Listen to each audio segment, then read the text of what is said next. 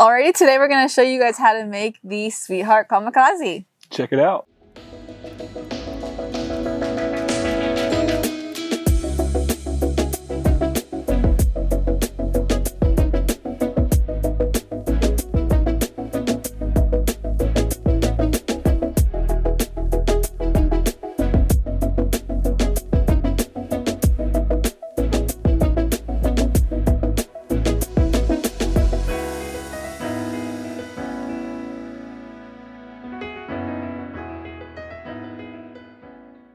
Alrighty, that's how you make the Sweetheart Kamikaze. Yeah. This is a really citrusy drink. I really like it a lot. Why don't you tell us a little bit about it? It's like a classic kamikaze shot, but instead of vodka, we use our fantastic 1 year rum. Yep. And we also use some awesome raspberry liqueur from Distillery here in Madison. They're called Piedmont Distillers. Okay.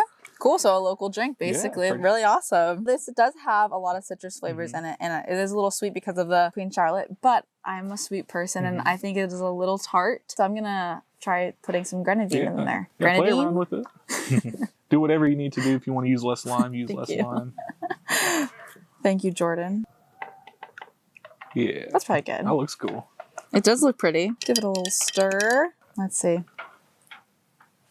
I like that too. Yeah. It's not too sweet. It's still tart, but you kind of taste like the cherry flavor, which is really cool, especially with the raspberry liqueur. So definitely try this recipe out. You know, play around with it. You can always add simple syrup. You don't have to add anything. You could try different citruses. I think a splash of orange juice would be good in there too. Oh yeah, or even like an orange peel to garnish it would be really good. So yeah, try things out. Play with it, have fun. Play with it and have fun, and have a great Valentine's Day.